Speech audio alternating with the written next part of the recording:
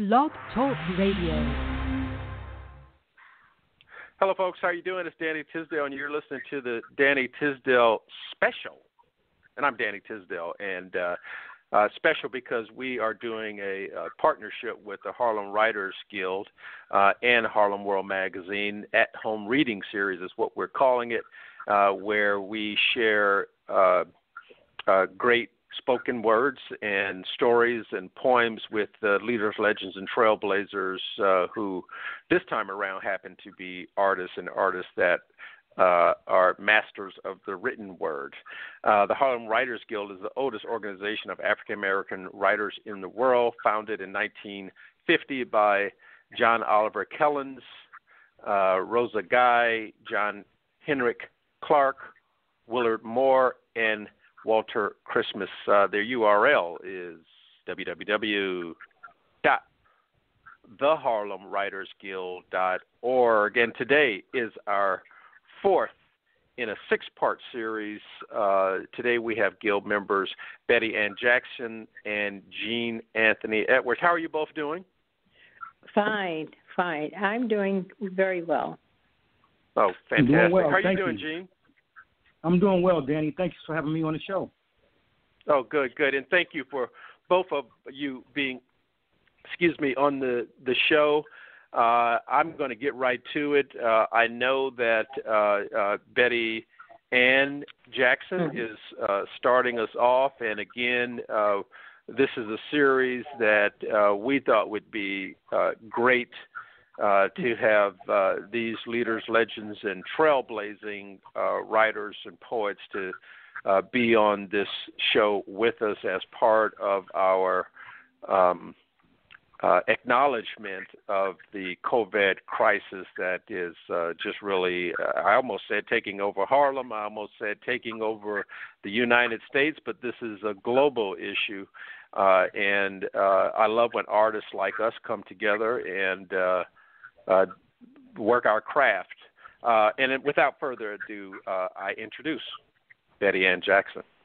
Hi, and it definitely is taking over the world, and I want everybody to understand that we're in a period of genocide. I want you to understand genocide because who's dying? We are dying, black and brown people. We're the ones who are dying first.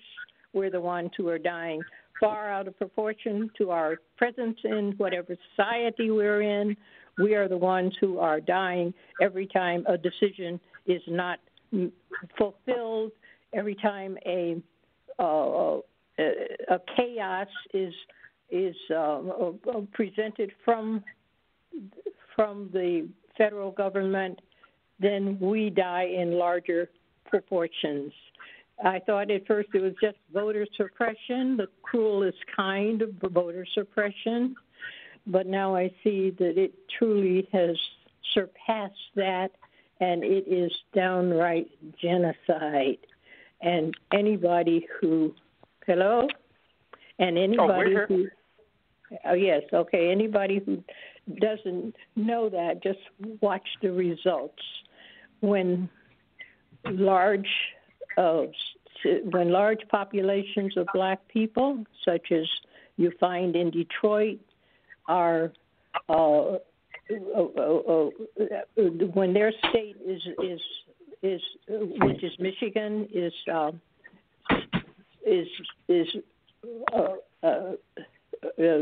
said to go back online and go back to doing what they've been doing, then who dies? We do. And don't get it wrong. That's what is happening. It's genocide.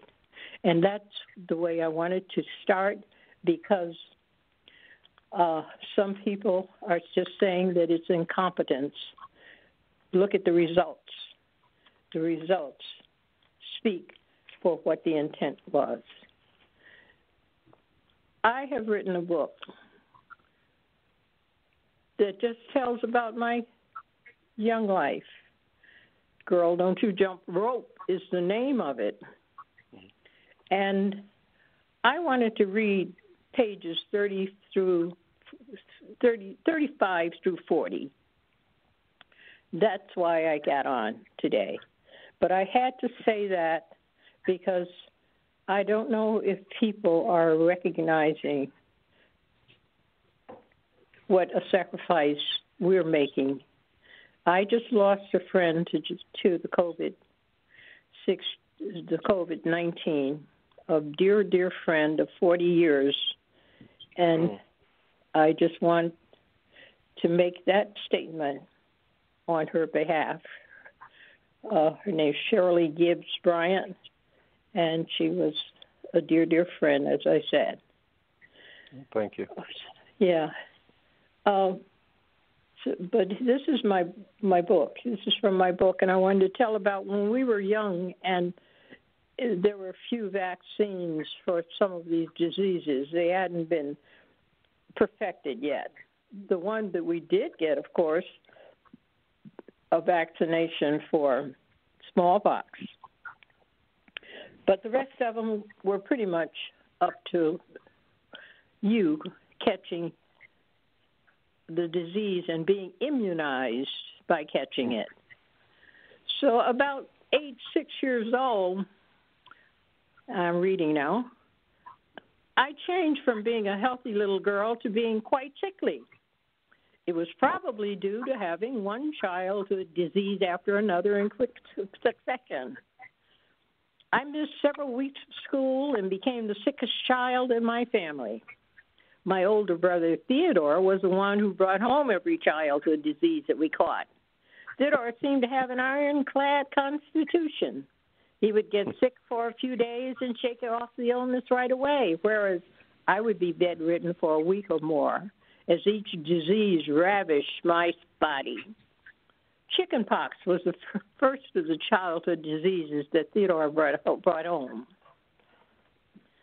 He had a few bumps, scratched, and recovered. I had so many chickenpox bumps that they were touching each other. I even had them on my upper and lower eyelids. Before chickenpox had finished infecting all 5 of us, Theodore brought us measles. I became desperately ill with measles and lost more than 10% of my body weight.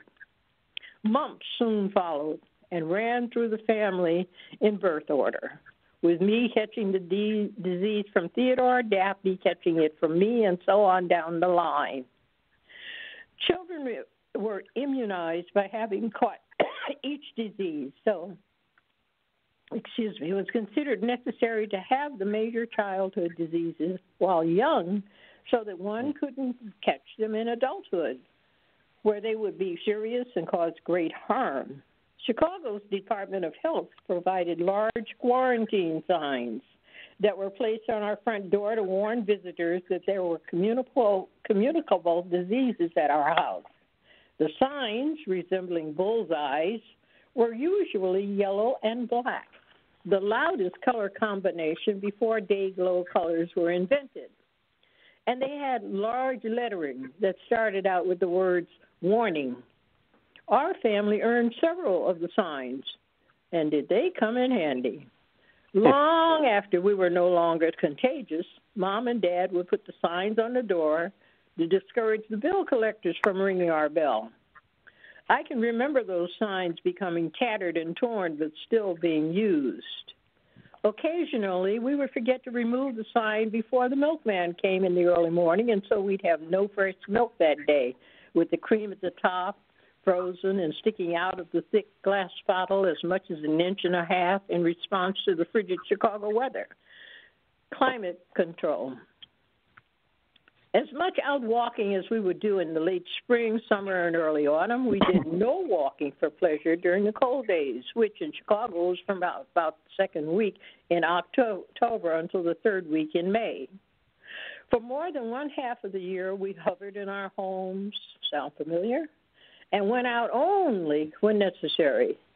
In very cold weather, several degrees below zero, the only way I could recognize my neighbors who were standing at the streetcar stop was to recognize their clothing or voices, because everybody had on as much covering as possible, and all faces were covered with scars. Inside our home, radiators hissed day and night, drying heavy hand-washed corduroy pants into mountainous sculptures That in the morning, Mother ironed back into knickers or long pants in time for them to be worn to school. And all the while, we children scratched designs into the beautiful white frost patterns we found anew on the inside of our windows each day. The knickers belonged to my big brother, who always pulled them down around his ankles. We called them knee pants because they were supposed to be worn just below the knees with heavy, long woolen stockings. Theodore wanted to pretend that he was already 12 years old, which was the age at which boys got to wear long pants, so he always stretched them down to his ankles, making them into hip huggers that wouldn't fit the hips because they were made to fit the waist. He would unbutton the top 2 or 3 buttons and freeze his unprotected midsection. When he made it home, his belly was the first thing that he'd try to warm up.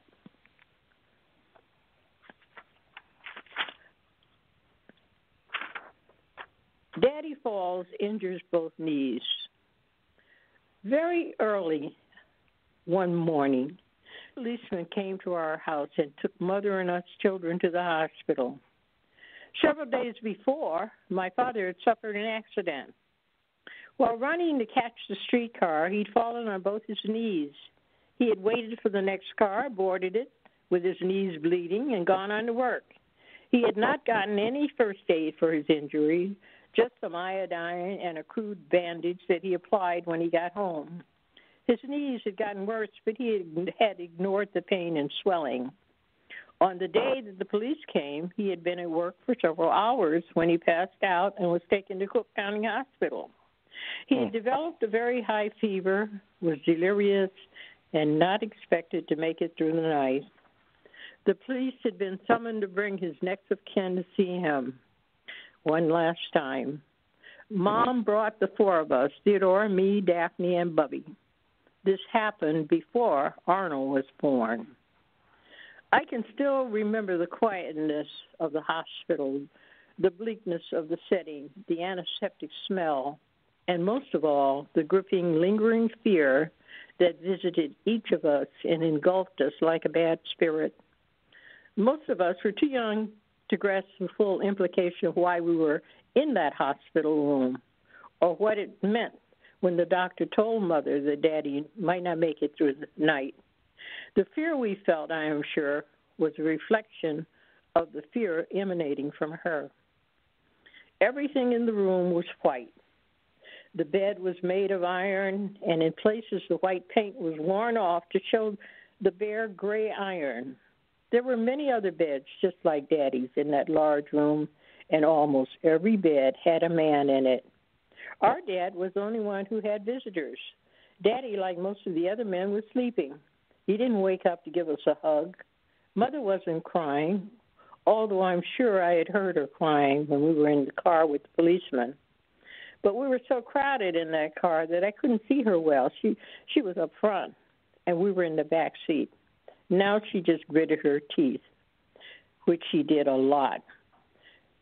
She gritted her teeth whenever she was upset about something. I also learned that Papa, her father, also gritted his teeth. It was a family habit. I'm sorry, I wasn't looking at the time. Thank Dan, you. You still there? Oh yeah. Oh, most definitely. I'm just listening to you as you read your piece. Okay. And I was quite amazed at how vividly you remembered that instance with your father. But I wanted to ask you, what advice would you give someone who's at home during this virus? And we only have about a minute. But what advice would you give them to, if they want to write at home as they listen to you and feel motivated? Oh well, if they send me they could send me a what do you call it? Oh, my brain. Email or email, right? If they send me an email at BACK JTHEVW, like vintage woman, 31 at AOL.com. I'll send them one of my books.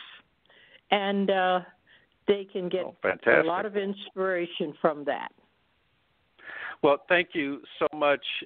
And we're going to take a quick station ID and let our listeners know that they are listening to the Danny Tisdale Show. And this is a special show with the Harlem Writers Guild and Harlem World Magazine at-home reading series. And Harlem World Magazine is independently owned, so please hit that orange button at the bottom and support our work, much like you support the work of the Harlem Writers Guild, and they are at theharlemwritersguild.org. And we're going to segue right ahead, and thank you again, Miss Betty Ann Jackson. And we're going to start with another member of the Writers Guild, and that's Gene Anthony Edwards. Jr., how are you doing? Yes. Mr. Edwards? I'm doing great, Danny. I'm doing great. Thank you for having me on as a guest today. I'm excited. Thank you. Thank you. The stage is yours, sir. Please go forward. Okay. I'm a court clerk at the Bronx Courthouse, and when this began back in May of 2014, I noticed that there was a journalist that would come into the courtroom, and the photographer would sit behind me. I'm actually a clerk for the Bronx District Attorney, and it was a gentleman named Browder, and his brother had committed suicide. So this is before I knew who the Browder was, and the case was summarily dismissed. And once I saw the piece in the newspaper the next day, that's when I realized that courtroom records are a matter of public records. So I began to chronicle some of the crazy things that I saw in the courtroom. In the area of sociology is known as participatory observation. Using John Philip Sousa as an analogy, the Star-Spangled Banner, he's sitting on a hill watching the battle, and he's talking to someone. Oh, say, can you see? So my work is similar, where I just chronicle live, real time as it's happening. I've been a member of the Harlem Writers Guild since November of 2018. I always feel like an amateur when I'm against Betty Ann and Eartha and Mark Polite and the great Oscar Sanders and Manette Coleman and so many more. And I'm just I'm always in awe based off of the history of the Harlem Writers Guild. Just to be a fellow, it's a blessing. It's a blessing. So I do have one piece I would like to read. This piece was written prior to criminal justice reform of 2020 and the bail reform in New York State in 2020. But this very good.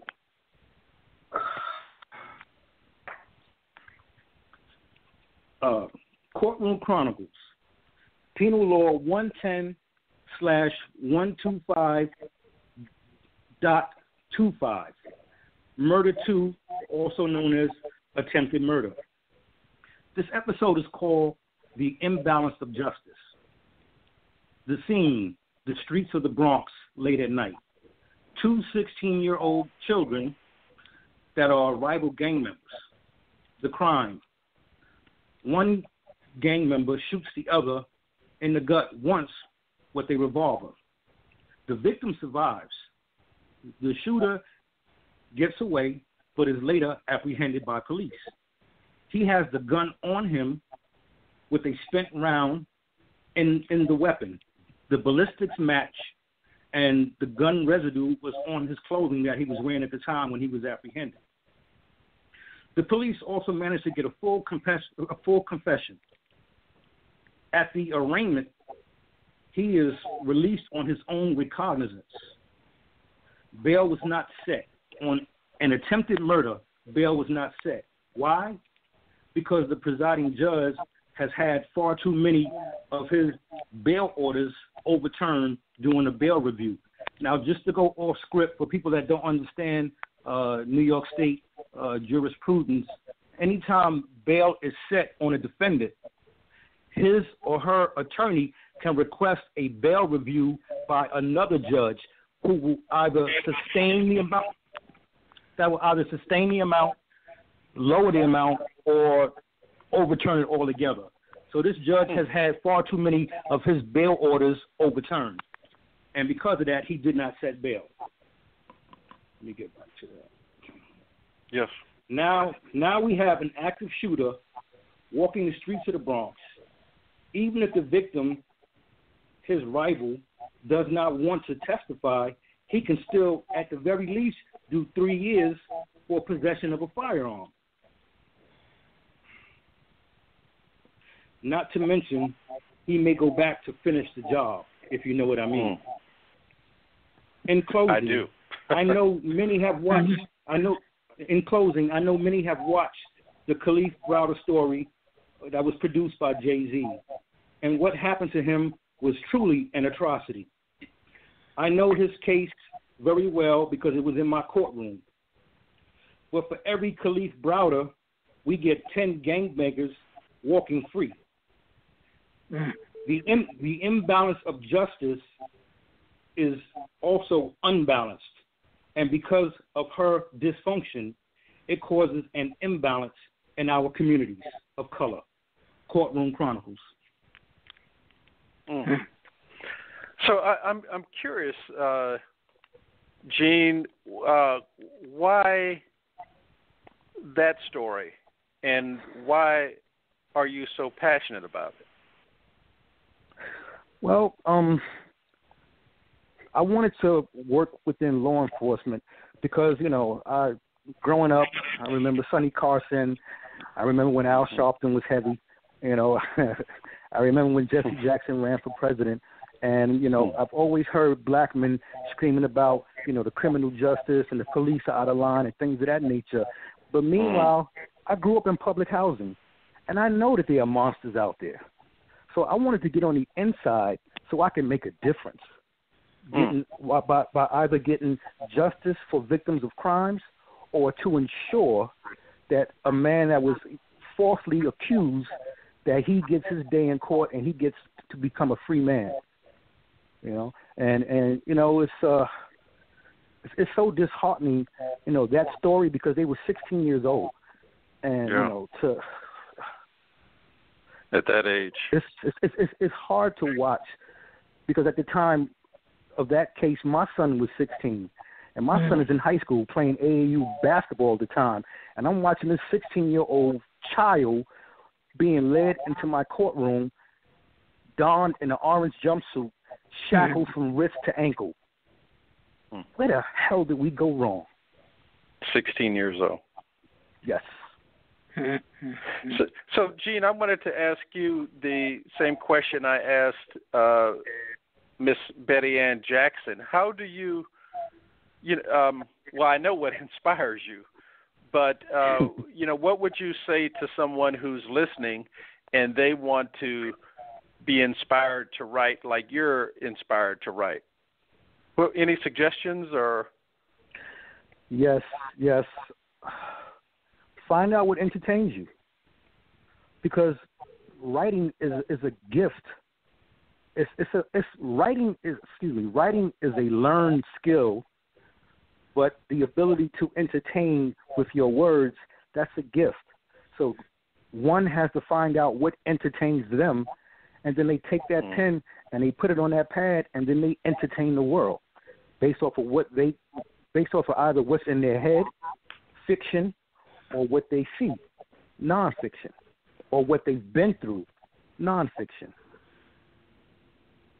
Well, it sounds in some ways like you just described almost what Betty was writing about, which is what she knows, what entertains her, and maybe entertain is the wrong word in Betty's case, but is that similar, Betty, or different? Informed, I'd say, informed you, you know. No, there's definitely a similarity, even though your purpose is extremely serious. Right. Right. Yeah. Yeah, and I wrote it down in my notes. Excuse me for stuttering because I'm going back and forth between my notes here and what you're saying, and but I'm really curious about what people will write about after the crisis that we're in with COVID, and what they, are informed with, what they're entertained with, and what they're passionate about in this, crisis we're in. Are there any things, Gene, that has struck you as far as, I don't know, stories of the COVID or coronavirus stories? Is there anything that kind of has struck you as I guess we're still in the middle of it, the middle to the end, but are you struck by anything? Yes, it's the uncertainty of it all. Yeah, it's the uncertainty. I mean, we all know that death is an uncertainty in and of itself. We know not when the messenger comes, at night, in the morning, or in the evening. So that uncertainty, but we still manage to live and work and celebrate birthdays and holidays and go on vacation and put a turkey on the table for Thanksgiving. Although we know that death is uncertainty. What's making this so scary is that we're losing people by the tens of thousands. I've lost so many close friends through this thing. So much so that I don't even like going on social media anymore. I really don't. Because then you can't even celebrate their life because everyone's being cremated. So I would say to somebody that wants to write about this era that we're in right now, write your pain. If you're in pain, write your pain. Yeah. Write your pain. Yeah. And that's how I answer that. Is that what you do? That's great, Gene, because it made me think of what I was going to ask Miss Jackson, and it sounds like that's what you've done with your work as you wrote about your history with your father, is to, as my mother would always say, kind of turn that negative into a positive. Is that kind of what was going on with your piece, Miss Jackson? Oh yeah. I haven't really written about this genocide that's going on. Yes. I've done a lot of thinking about it. I've taken some notes. I've talked about it, and the feedback I'm getting is that people are a little skeptical, and they say, "Oh, it's not really genocide." I say, look at the results. When it comes down to maybe 15% of us who are no longer here, or 30%, or whatever the percentage is going to be, we don't know because statistics are not being taken very accurately, at least not by the federal government, and we just don't know at this point. But watch the results. Watch the results, and remember, this is genocide. Well, and you're so correct that we really don't know the numbers, and especially when 1% of the population has been tested. And just as I suspected, the show has flown by, and it is fantastic to have you on the show and to share your craft, your words with our audience. And, 30, maybe 15 seconds each, can you give your contact information so our listeners can stay in contact with you, Betty and Gene? Betty, if you go first, just very quickly, because we've got about 10 seconds left for each person. Okay. BAJTATVW31@AOL.com. Thank you.